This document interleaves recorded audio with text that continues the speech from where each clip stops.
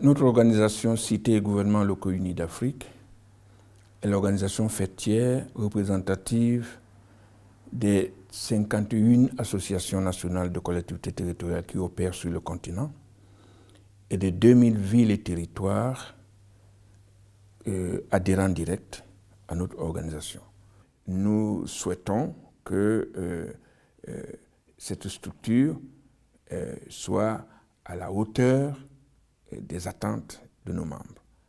Et nous avons l'ambition d'avoir une structure qui va évoluer vers la centaine de membres d'ici 2030. La plupart des villes africaines ont des problèmes de sécurité de l'eau.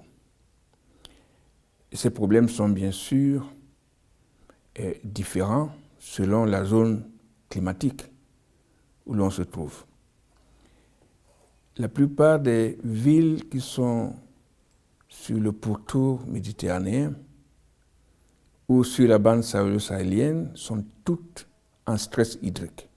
C'est-à-dire qu'ils ont des problèmes d'accès à la ressource en eau. Parce que soit il fait trop chaud, et soit il fait trop sec. Ces villes, généralement, malheureusement, sont des villes qui connaissent des épisodes de soif. Mais cela ne veut pas dire que celles des villes qui sont situées en zone tropicale et équatoriale sont mieux loties. Elles sont mieux loties en termes de disponibilité de l'eau, mais elles ne sont pas mieux loties en termes de distribution de l'eau potable. Parce que, malheureusement, le taux de croissance de la ville fait que les besoins en eau vont beaucoup plus vite que les capacités d'investissement de ces villes-là. Si on sait résoudre le problème de la sécurité de l'eau, on résout en même temps une grande partie des problèmes de santé publique. La question de la sécurité de l'eau a été exacerbée lors de la pandémie de Covid-19. Et on n'en est pas sorti.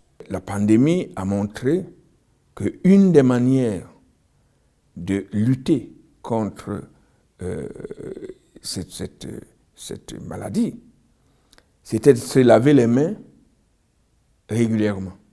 Comment se laver les mains quand il n'y a pas d'eau? Le réchauffement climatique est là et on doit s'y adapter. Et ça va entraîner partout une augmentation du stress hydrique. La question de l'eau va devenir demain une des questions centrales de l'humanité. C'est pour ça qu'il faut vraiment qu'il y ait une prise de conscience de la nécessité de gérer l'eau avec parcimonie et de veiller à la sécurité hydrique.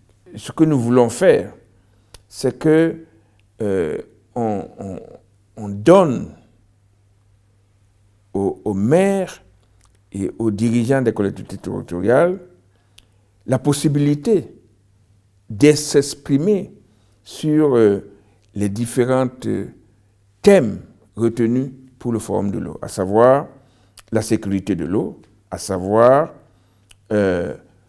l'eau dans le développement rural, à savoir la coopération, à savoir les données en vue de politiques et de stratégies adaptées.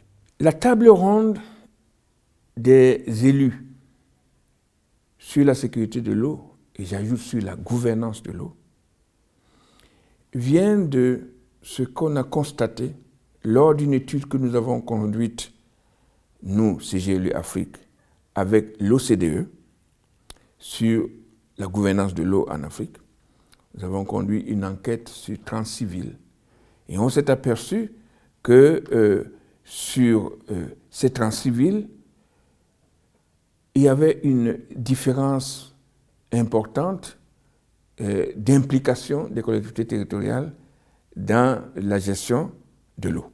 Tout ça nécessite des conversations, des dialogues raisonnables qui permettent qu'on trouve des politiques et des stratégies répondant aux exigences de tous avec des compromis du moment.